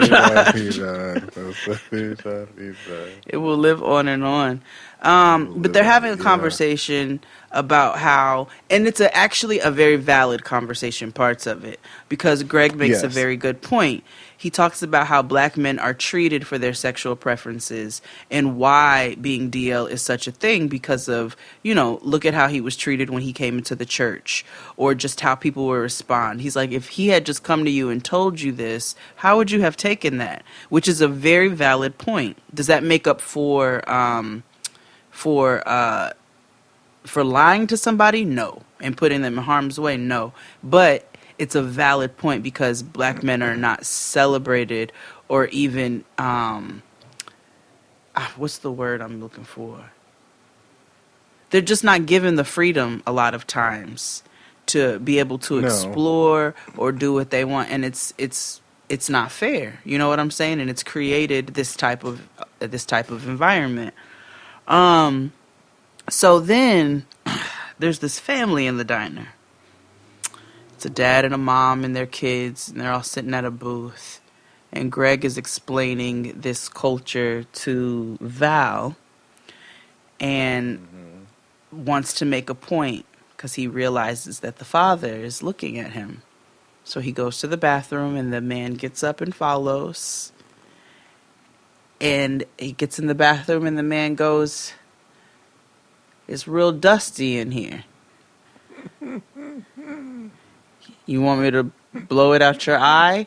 Which was code for you trying to get down with the get down right now. And then the man's son comes in, and it's like, they go their separate ways. Nothing happens.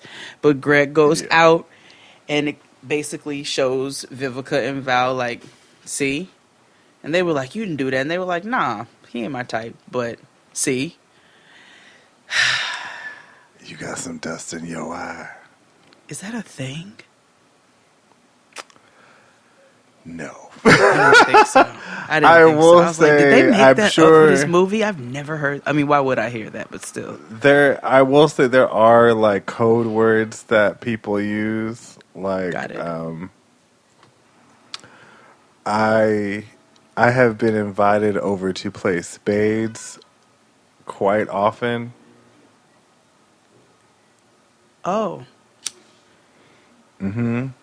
Okay. Yeah. See, don't say that in my vicinity because I'm going to fuck up your whole party. I'm be like, well, I love spades. I'm coming too. They'll be like, no, bitch, you're not invited to this. Yeah, I have Okay. in the past. I have been invited to play spades. Okay. All right. If you yeah. Okay. All right. Hey y'all, it's your girl Denali. So yeah, that kind of thing. Okay. Anyway, so I hate you. Pastor Dunn and his wife come over to encourage Val. Because after she saw the example of what happened with the daddy at the diner, she's like, I gotta go. Like, I just can't handle this right now. So Pastor Dunn and Mrs. Dunn. Hold on. And what made Gay Greg think that was a good idea to make light of this situation? I was like, girl, Greg, I'm not trying to kiki over about dick on dick action. My dick likes other dick. I am not traumatized interested right now. I don't want to talk about gay shit right now. I'm not phobic, but I don't want to talk about gay shit right now. It's just not the time. It's just not the time. She's like, I love you, but I can't handle this right now.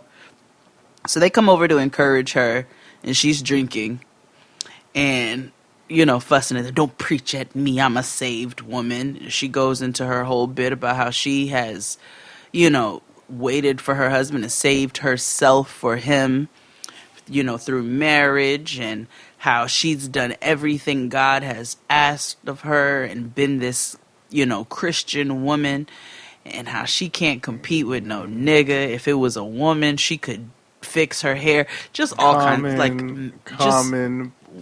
a defense against bisexuality. There's so many people who say, like, I will never date a bi man because I can't compete with what they want. They're always going to want something that I can't provide. That's such a rudimentary argument. And I wish people wouldn't stop using that because it's stupid. And I wish people would understand how it is, because it also insecure you are with that. It's very statement. insecure. You in a heterosexual relationship, you threatened by every opposite sex person that comes by, like every single one, because your partner is attracted to the opposite sex. No, so stop putting that on the LGBTQIA plus community. I hate and they do that in many ways. It's not just in, there is an erasure of bisexuality, but it's not even just in that. It's all over the place. It's when niggas feel threatened within their own masculinity and they think that every gay nigga who comes in their vicinity is trying to hit on their crusty dick. Or you get some black Christian weave lady, we're not talking about her, but somebody in that realm who thinks every lesbian who comes in their vicinity is trying to eat their taco. Like, everybody is not after you. At all. It is. It's such a problematic, like, mentality. It's awful. But that's what she's screaming about. I can't compete with a man. I can fix myself up if it was a woman. Girl, whatever them people want is what they're going to go get. And it don't matter who it is. There ain't nothing different that you can do that's going to change somebody else's decisions. Get that in your head. So the daughter comes in, and that's when Mrs. Dunn is like, you got a child to live for. You got other things that you need to be focusing on. Take back your power. Take back your power. And then little Annie is like, let's do what you always taught me to do, mama. And they get down and pray. So now we're back to the phobic women's group. Your husband sleeps with men? No. They spreading that AIDS and not telling anybody. With them downloaded men. Downloaded? They're going off about how they're afraid for their daughters and their nieces and shit. Disease. And Greg comes out and Greg is like, first of all, it's down low, not downloaded. He's like, second of all, I don't want your raggedy ass daughter, bitch. He's like, we ain't the problem. He was like, and he talked about the elements of down. He talked about why some of those elements can be a problem. It's not the fact that they are attracted to somebody of the same sex. It's the deceit within a relationship that's a problem. But he also like the fact what he said about like when he was trying to make a connection about put on the sex workers and stuff. Yeah, I was like shit, the lady. Why nobody Thailand? Now why am I in it? Right. He was like, they going off to Thailand and getting prostitutes and coming back and giving stuff to their wife. I said, no, leave sex workers out of this too, because this is like that episode of The New Adventures of Old Christine. Yes. This is exactly that. Here I am Exactly trying to be that. an advocate, and you come through being hateful. What am I supposed to defend now? Exactly. She brought them gay niggas in there. She brought them in Like, there. too many Jews. They were like, our last school had way too many Jews. I was like, It was like, oh my gosh. She's like, I'm done. I'm done being a good person. I'm over this. But that was pretty much that. I was like, come on, that's Patty put ignorant. on Patty put on her blue vest and was being an activist. You know. My son, I love my son no matter who he is. Right. And then she started to fight. Yeah. Because they was being hateful. They was being hateful old ladies. But Greg did make his last valid point when he said, it's this judgment, it's this kind of response, it's this right here that causes a lot of black men to be on the down low in the first place. Boop. How do you expect them to be honest when this is the type of environment that you create? And that is more than valid. Bloop. So after the meeting, Charlotte tells Val that she's Ryan's wife, but they're separated. And that's why she knows all that she knows. So next scene, Dutch is walking down the street with Kevin. You really have a plan, Dutch? Or you just keep telling us you do? And Dutch is, explaining, like, I don't know what I'm going to do. And Kevin is like, well, be honest. Now you can be out and open to who you are. Uh-huh. And, of course, Dutch is like, well, you're still married. He was like, we have an agreement. Mm-hmm. So that lets us know that Kevin is on the low too. But not really on the low. Right. And then oh Lord. Dutch says that it's over between them. Letting us know that they were in a relationship. They were in a 3-way relationship. Yeah. And Kevin is screaming. Go ahead. Calling him, like all sorts of homosexual epithets, just really homophobic slurs on the streets of Philadelphia. I'm gonna be right here when you get back, baby. I'm free. Kevin is free. You can't change your spots. You're a leopard, baby. I'm sorry. Yeah. When you're a leopard, baby. You're a leopard, baby. You're a leopard. You're a leopard, baby. So why don't you kill me? Yeah. Woo! And yes, and then he follows it up with a bevy of homosexual epithets, homophobic slurs, homophobic. Thank you, epithets. Right. So, which is all odd because he did this on the way to have lunch with Val to reconcile with her.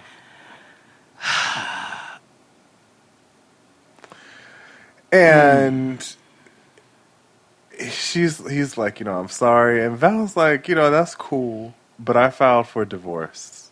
Mm-hmm. And here's your ring. Mm-hmm. And then, out of nowhere, here comes Ryan, a.k.a. Leon, a.k.a. Cynthia Bailey's baby daddy. And he is hurt. He is, trying to, assault Val. And he expresses his hurt like a scorned person in a relationship. Mm-hmm. And then he says to her and everybody in the restaurant that you could tell the tabloids this, but Ryan Chambers is HIV positive. Yep. So And she runs out. And Dutch tries to kill Leon with a butter knife.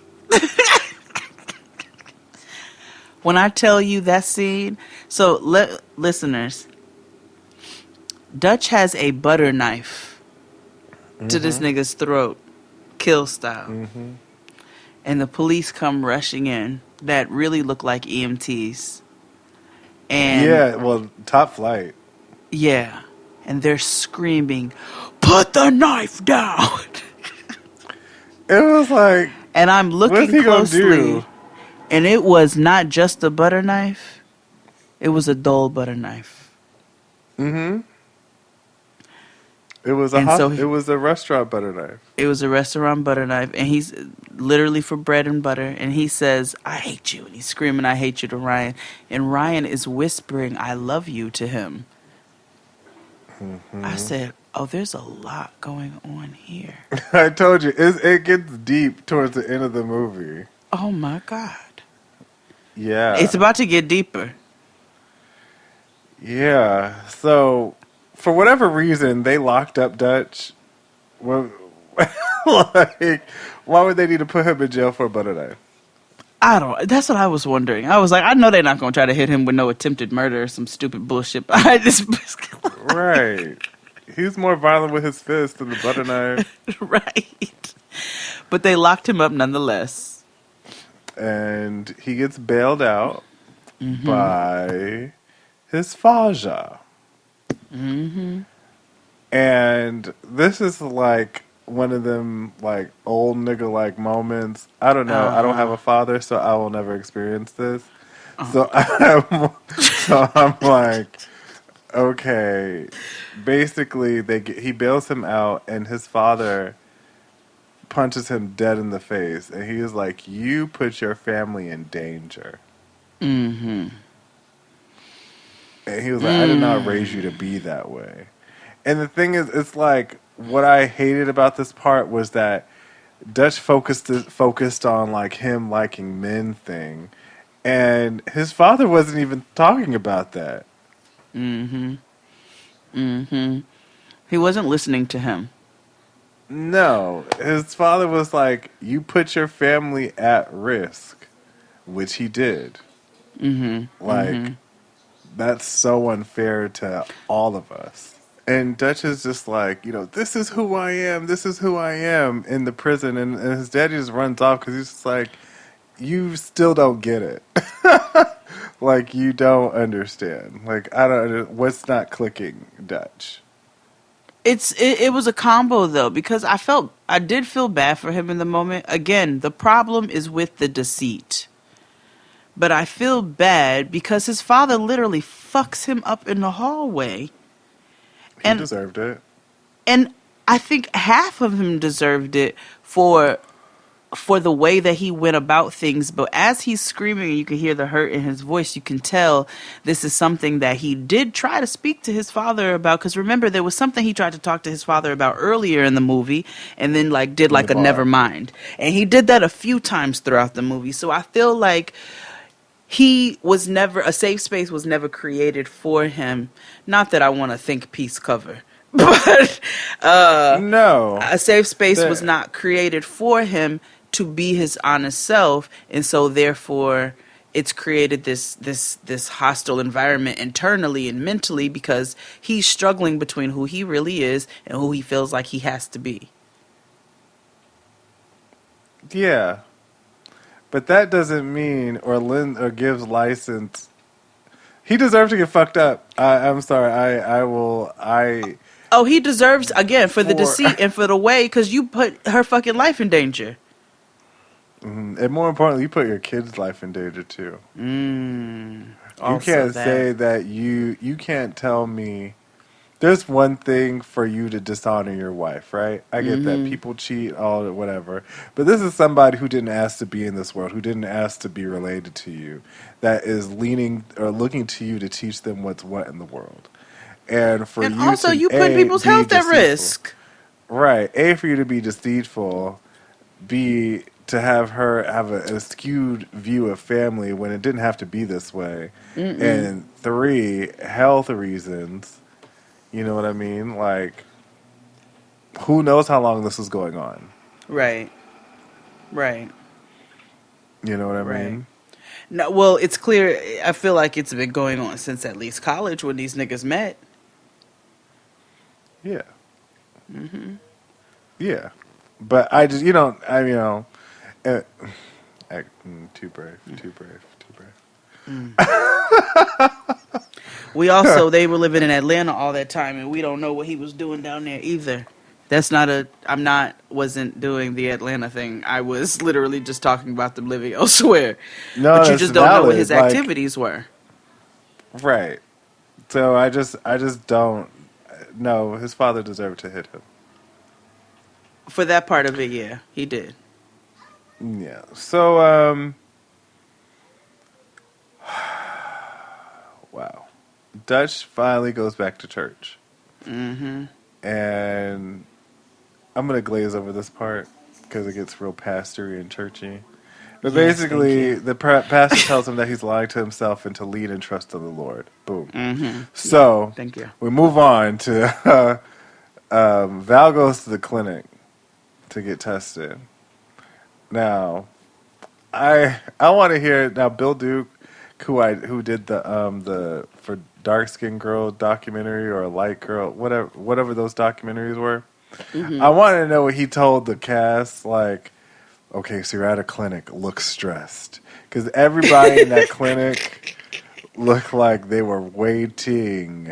Okay, and we've all been there, whether sorry, good I'm or not bad or laughing at that. otherwise. We've all been waiting for a test result, whether it's pregnancy or otherwise, and we've just been there, just like, oof, oh God, no. Oh, listen, let me tell you something. Them waits at the clinic.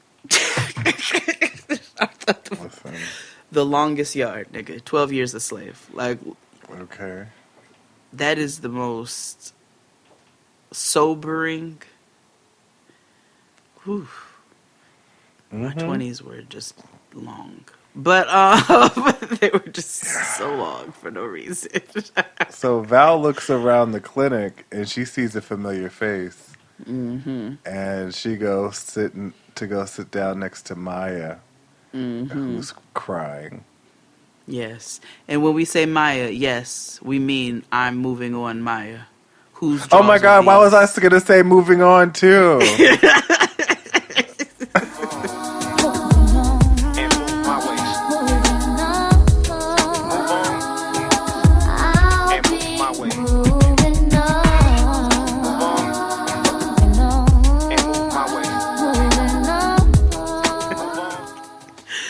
I'm moving on. You know I Yeah, wear Silk a the size Shocker. 4 more. Yes. Yeah. It's all that about kinda. me. So she goes and puts her arm around Maya because remember Yay. Maya is one of Ryan's employees. I don't know. Yeah, let's go with that. Let's go with that. But obviously she is also at risk, so she puts her arm around her to kind of just comfort her. Flash forward to present day, the police bust in and say she's been charged with murder. They're over it. They don't want to hear any more of the story. The assistant DA, Clifton Davis, says the election is about to be over. I'm about to win this shit.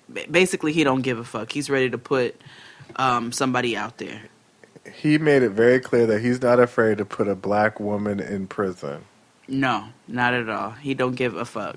So then he goes to do the press conference where he's about to announce that she's guilty and that they found the perp. And somebody comes and interrupts to let him know that he needs to step away. And that's when they receive a videotape of Ryan Ruffin's monologue, The Boogeyman. Which is old queens used to refer to the boogeyman as somebody as the virus or somebody that had the virus. Mm-hmm. And so he's talking about having or living with HIV and hating it, but also not being accepted for who he was or who he is. And a lot of he's unpacking a lot of trauma, but you see him having this monologue at gunpoint. And he talks about the stigma of being HIV positive and also just being like men liking men. Yeah. And we then see Charlotte following Leon or Ryan and killing him with the shotgun, which doesn't explain how she got the gun, but that's neither here or there. Remember, she was at the hotel earlier. So I think Oh yeah, she was. She did take in the the gun from scuffle the of hotel. everything, she she broke into that room. I think she took that gun. That makes sense. So, Lou Gossett talks himself into a promotion because he's just like, "Yeah, nigga, I helped you out to make you not look like a fool, make you not look a fool of yourself." So now he's captain, and they arrest Charlotte at the burial where nobody attends. And announce Val as innocent. Only 3 niggas were at Leon's funeral, Ryan's funeral. 3. And one of them was the pastor Dunn. the pastor, the pallbearer, and Charlotte. And the white man from the elevator. Oh yeah. And then right after that, Charlotte commits suicide. And her funeral's packed, which was...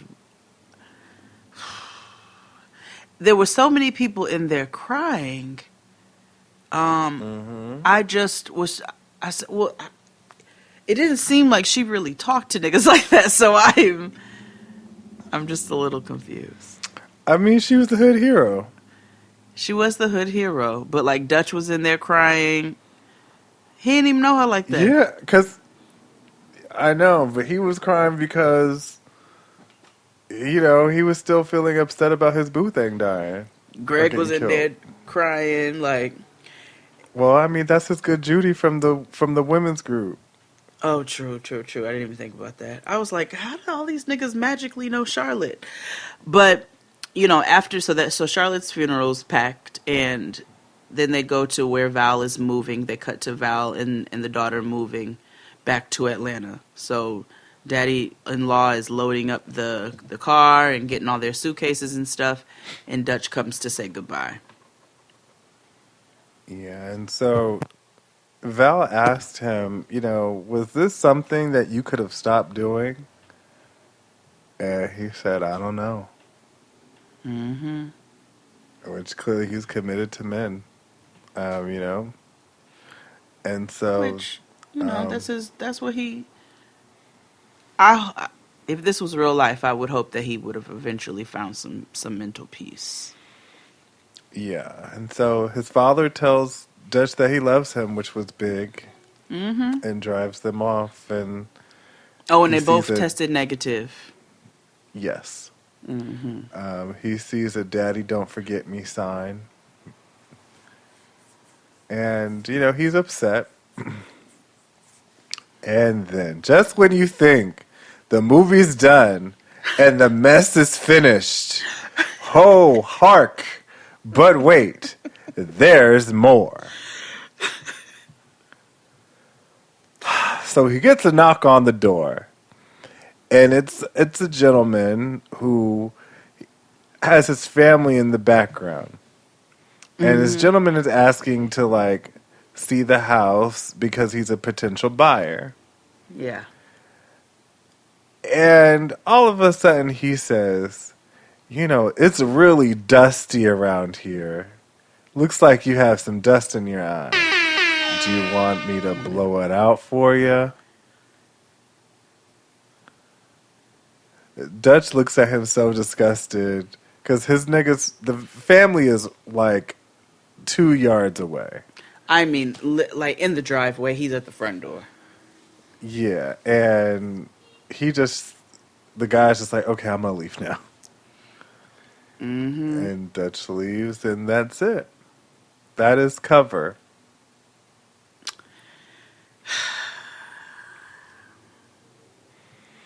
Yeah. You really bought the shit and made me watch it. I did. Only for one specific reason. It was for Vivica Vox saying dog, which I think is worth it. Dog!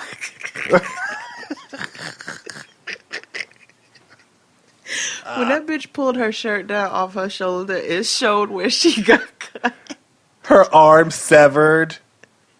That fucking $1.50 on her shoulder. Yeah. I was like, were you at war? Bitch. Vietnam style. Like, God. it looked like somebody went at her limbs with a machete. She was in Nam, girl. Yo, when I tell you, yeah, we've got to find a bootleg link and post it. We've got to. Yeah. This is just. I just want y'all to watch this. It really was a Black Lifetime movie that they show on Sundays. After everybody watches Super Soul Saver. I don't know. What is that everybody watches? Super Soul Sunday. Oh, okay. There you go. It's one of those. They'll play it during BET's church hour, at the end when niggas are like supposed to be out of church and they're eating and shit, but they're still watching like church programs. It was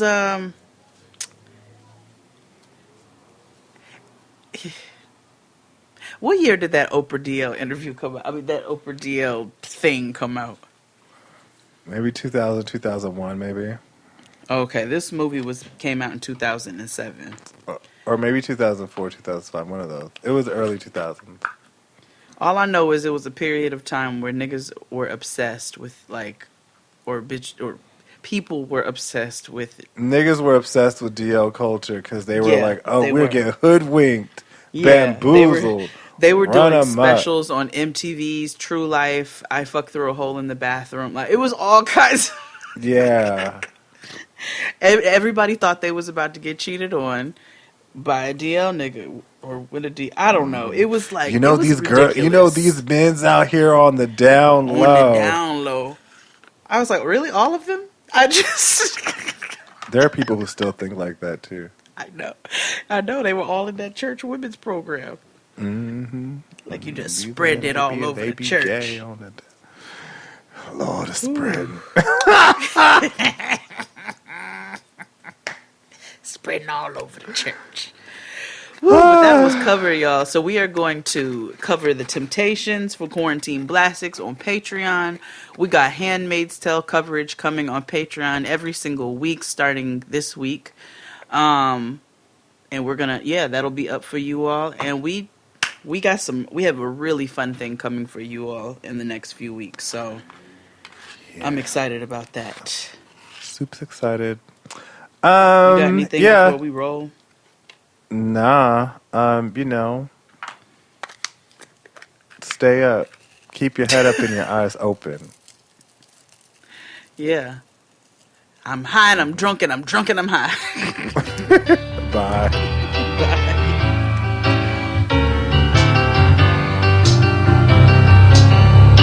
Yes, we're moving on up to the top. Hold on. She's. Excuse me.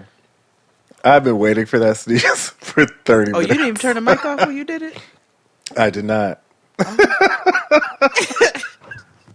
Sorry, Abe. You went rogue. He got the loudest. He got the loudest damn sneezes I've ever heard in my life.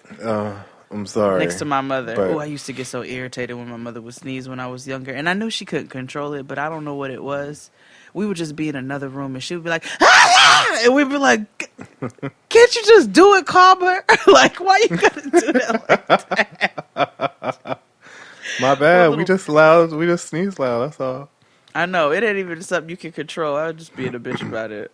Like, damn, and she swallowed loud. I'm like, stop, Mom. Why you gotta swallow? Just bitchy things. So. Oh my gosh.